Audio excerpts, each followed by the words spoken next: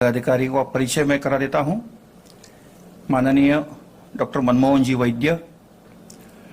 मनमोहन जी प्रचारक हैं, सह सर कार्यवाह ऐसा दायित्व मनमोहन जी का है। मंच पर श्री सुनील अंबेकर जी। सुनील जी प्रचारक हैं, राष्ट्रीय स्वयंसेवक संघ के अखिल भारतीय प्रचार प्रमुख है इस सभागार में। और दो संघ केंद्रीय अधिकारी हैं, उनका भी परिचय मैं कर देता हूं। माननीय नरेंद्र कुमार जी। नरेंद्र कुमार जी प्रचारक हैं, अखिल भारतीय सह प्रचार प्रमुख का दायित्व आप पे है। माननीय आलोक कुमार जी।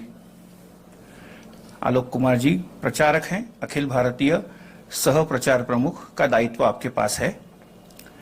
प्रथम माननीय मनमोहन जी आपको संबोधित करेंगे, उसके बाद प्रश्नोत्तरी होगी। मैं श्री सुनील जी से आवेदन करता हूं कि आप शुरू करें।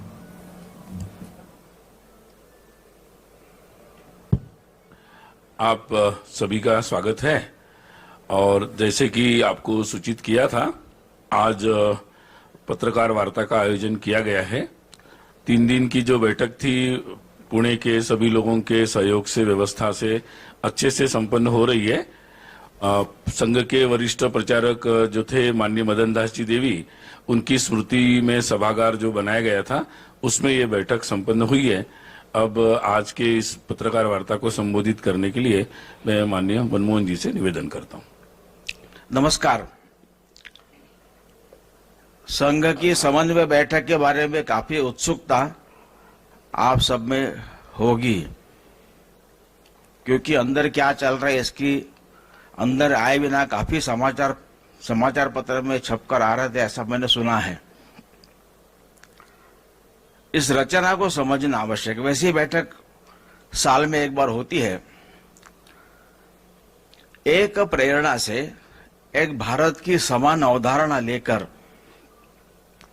समाज जीवन के विविध क्षेत्र में स्वयंसेवक सक्रिय है। अब संघ कार्य आरंभ होकर 97 ईयर्स हुए हैं। इस संघ की यात्रा के 4 मुख्य पड़ाव है, 4 फेजेस। फर्स्ट फेज में हिंदू समाज संगठित हो सकता है, एक साथ एक दिशा में कदम से कदम मिलाकर चल सकता है, एक स्वर में एक मन से भारत की बात कह सकता है। समाज में इसका विश्वास खड़ा करना आवश्यक था। इसलिए पहले 25 वर्ष केवल संगठन व्यक्ति निर्माण, इसी पर संघ का पूर्ण बल था।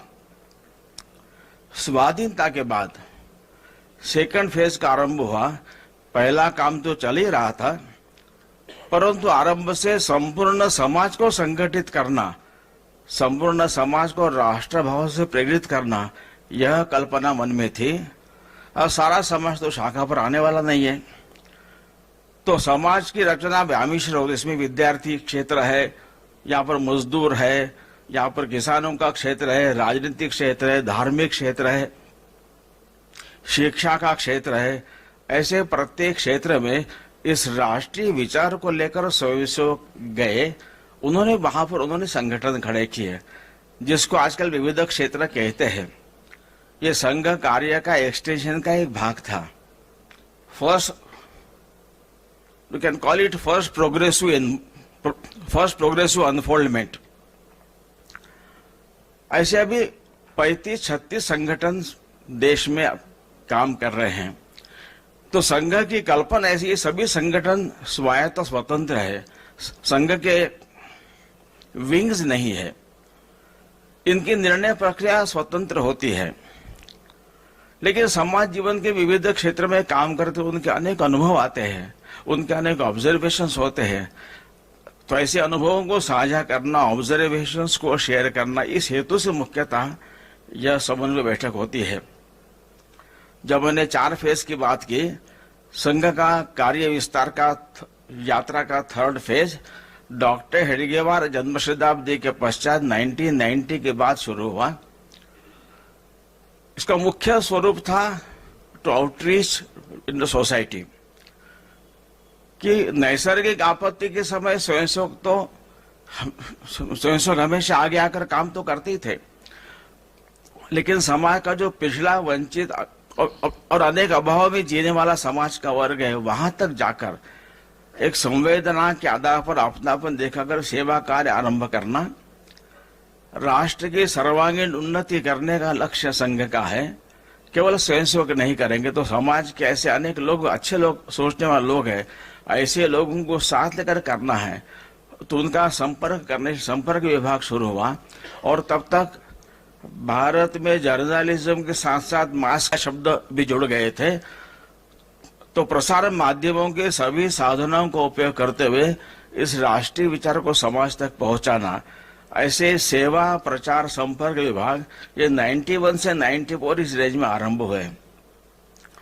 समाज जीवन के विविध क्षेत्र में, कुछ विशिष्ट क्षेत्र में समाज परिवर्तन के लिए स्वयंसेवकों ने कार्य आरंभ किए, जिनको आजकल गतिविधि कहते हैं। उसमें कुटुंब प्रबोधन है, सामाजिक समरसता है, ग्रामीण विकास है, गौ संवर्धन है, पर्यावरण रक्षण है, ऐसे अनेक विषयों में स्वयंसेवकों ने काम शुरू किया। ये संघ का 3rd फेज का भाग था। और 2006 में पूजनीय श्री गुरु जी के जन्म शताब्दी के समय से जो 4th फेज का आरंभ हुआ, वो यानी प्रत्येक स्वयंसेवक ने राष्ट्र की सर्वांगीण उन्नति की दिशा में कुछ सक्रियता उसकी बढ़नी चाहिए। ऐसे 4 फेजेस का यह काम मुख्यतः संघ का चल रहा है। इसमें विविध क्षेत्रों की रचना ये संघ कार्य के प्रोग्रेसिव अनफोल्डमेंट का भाग मुख्यतः है। तो यहाँ पर कोई निर्णय तो यहाँ होंगे नहीं, ऐसा आपको जब पहले दिन कहा गया तो आपसे कहा गया है।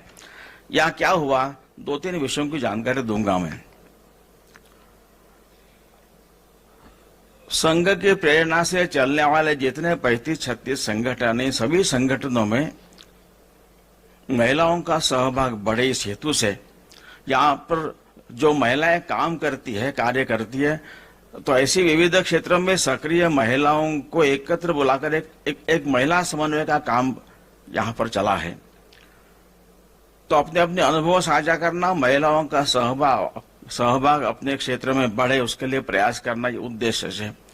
तो इस महिला समन्वय में इस वर्ष ऐसा एक विचार किया, संघ के शताब्दी वर्ष जो नजदीक आ रहा उसके निमित्त महिलाओं के बीच व्यापक संपर्क बढ़े, महिला विषयक भारतीय चिंतन समाज तक पहुंचे और देश के विकास में महिलाओं की सहभागिता बढ़े। इस हेतु से विभाग स्तर पर महिला सम्मेलन करने की योजना बनी। इसमें करीब 11 श्रेणियों की महिलाओं का संपर्क करना, उसमें एनजीओ चलाने वाली, सामाजिक धार्मिक संस्था के प्रमुख, शिक्षा प्रशासनिक सेवा में कार्यरत, मीडिया में सक्रिय ऐसी महिलाएं, जाति जनजाति के प्रमुख है, व्यावसायिक, डॉक्टर, वकील, साहित्यिक, वक्ता, लेखिका, ग्राम पंचायत आदि के प्रमुख। तो ऐसी विशिष्ट महिलाओं का संपर्क करते हुए ऐसे विभागीय महिला सम्मेलन अभी अगस्त से लेकर तो जनवरी तक होने वाले हैं। कुल 411 सम्मेलन सारे भारत में होने वाले, उसमें से 12 प्रांतों में 73 सम्मेलन हुए हैं और खूब अच्छा रिस्पांस है। ये 73 सम्मेलनों में कुल 1,23,000 महिलाओं का सहभाग रहा है और बाकी भी अभी कुल 411 होने, तो बाकी भी सम्मेलन इसके आगे होंगे। जब ये संगठन समाज जीवन के विविध क्षेत्र में काम करते, विद्यार्थी क्षेत्र, मजदूर क्षेत्र, किसान क्षेत्र आदि, तो सीधे फ्रेश ऐसे लोग भी इन संगठनों में सक्रिय होते हैं। वो संघ के बारे में उनको जानकारी नहीं होती, वो संघ के स्वयंसेवक भी नहीं होते। तो ऐसे नए लोगों जो अपने अपने संगठन में सक्रिय भूमिका निभाते हैं, उनको संघ का जो वैचारिक अधिष्ठान है उसकी जानकारी प्राप्त हो, उनको अन्य संगठनों के बारे में जानकारी मिले। उन सभी संगठनों में काम करने वाले लोग हमारे सहयात्री हैं, इसलिए उनका आपस में समन्वय का मन बने। सब मिलकर हम एक दूसरे को पूरक बनना भी है, स्पर्धा नहीं है। और सब ने मिलकर अपने अपने क्षेत्र में, जो भी क्षेत्र हमने चुना है, एक भारत के एक चित्र में अपना अपना रंग भरते हुए एक समृद्ध भारत का चित्र हम सब खड़ा करेंगे। तो इस दृष्टि से अपने अपने क्षेत्र में क्या क्या काम चल रहा है, क्या अनुभव है, तो इसके बारे में काफी विस्तार से यहाँ पर मुख्यतः चर्चा हुई। और अपना अपना अभिनिवेश छोड़कर, संगठन संस्था का अभिनिवेश छोड़कर साथ में हम कैसे काम कर सकते हैं, इसका प्रशिक्षण, और संघ के संपर्क में नए लोग जो आए हैं उनको संघ का सही जानकारी मिले, इसलिए उनके लिए संघ परिचय वर्ग भी हो। मुख्यतः ऐसे विषयों की चर्चा यहाँ पर हुई। प्रत्येक संगठन के इश्यूज है, सारे समाज को लेकर हम जब आगे बढ़ते हैं तो अपने संगठन से नहीं जुड़े, लेकिन समाज में देश के बारे में अच्छा सोचने वाले ऐसे सज्जन शक्ति है, ऐसे सज्जन शक्ति के लोगों को भी संपर्क करते हुए वे संगठन से जुड़े बिना भी इशू वे साथ कैसे ले सकते हैं। स्वदेशी का विषय है, संस्कृत का विषय है, पर्यावरण का विषय है, महिलाओं का विषय है, ऐसे विषयों में ग्राम विकास का विषय है। तो ऐसे विषयों में साथ लेने के लिए थोड़ा आउटरीच करना, तो इसके लिए अपनी जो योग्य मानसिकता तैयार होनी चाहिए, इसके बारे में अपने अपने संगठन में कैसे प्रयास चल रहे हैं, मुख्यतः इसके बारे में यहाँ पर चर्चा अधिक विस्तार से हुई। संघ कार्य तो लगातार बढ़ रहा है, संघ कार्य में समाज का सहभाग बढ़ रहा है, इसलिए मुख्यतः 2019 के बाद 2020 मार्च के बाद यहाँ पर कोरोना कारण लॉकडाउन लगा, सारी शाखाएं बंद हो गई थी, संघ कार्य करीब करीब ठप हो गया था। लेकिन 3 वर्षों में यह बहुत आनंद की बात है, हम 2020 की संघ शाखा स्थिति को पार करते हुए संघ कार्य आगे बढ़ा है, तो उसकी जानकारी मैं कुछ दूंगा। जैसे 2020 में 38,913 इतने स्थानों पर संघ शाखाएं थी। 2023 में 42,613 ऐसे स्थानों पर संघ शाखा हुई है, मतलब संघ के स्थानों की वृद्धि 3,700 हुई है, जो 9.5% वृद्धि है। जो रोज चलने वाली शाखा है 2020 में 62,491 थी, 23 में 68,651, यानी 6,160 शाखाएं बढ़ी है, ये भी करीब 10% वृद्धि है। जहां दैनिक शाखा नहीं, वहां पर साप्ताहिक मिलन, लोग सप्ताह में एक बार एकत्र आते हैं, ऐसे साप्ताहिक मिलन 20,300 थे। अभी 2023 में 26,877, यानी 6,543 साप्ताहिक मिलन की वृद्धि हुई है, ये करीब 32% वृद्धि है। और महीने में एक बार एकत्र आना को सामाजिक विषयों पर वहां पर चर्चा करने, जिनको संघ मंडली कहते हैं, ऐसे करीब 8,732 पहले थे 2020 में, जो भी 10,412 ऐसी हुई है, यानी करीब 19% वृद्धि इसमें हुई है। कुल शाखाएं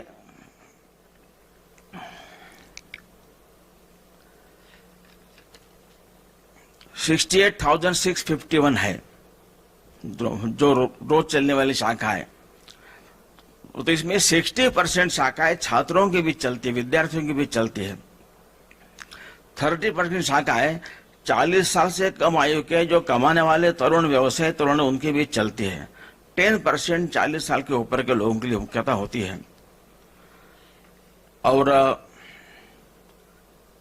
जॉइन आरएसएस के माध्यम से 2017 से 2022 तक 6 वर्षों में प्रति वर्ष 1 लाख से 1.25 लाख इस प्रकार की वृद्धि, मतलब जॉइन आरएसएस के लिए जो तरुणों की उत्सुकता है, जो संघ की वेबसाइट पर जो संघ से जुड़ना चाहते हैं लेकिन कहाँ मिलना, किसको मिलना जो नहीं जानते, ऐसे लोग संघ की वेबसाइट पर ऑनलाइन ज्वाइन करने के लिए रिक्वेस्ट भेजते हैं। ये लगभग 20 to 35 एज ग्रुप के लोग होते हैं, अधिकतर युवा होते हैं, टेक सेवी होते हैं। तो प्रति वर्ष करीब 1 लाख से 1.25 लाख ऐसे नई रिक्वेस्ट हमको आ रही है। ये संघ का जो बढ़ती हुई स्वीकृति है, समाज का जो सहभाग बढ़ रहा है उसका लक्षण है। तो मैंने प्राथमिक जानकारी दी है। कुछ आपको अगर और कुछ प्रश्न पूछना है आप पूछ सकते हैं।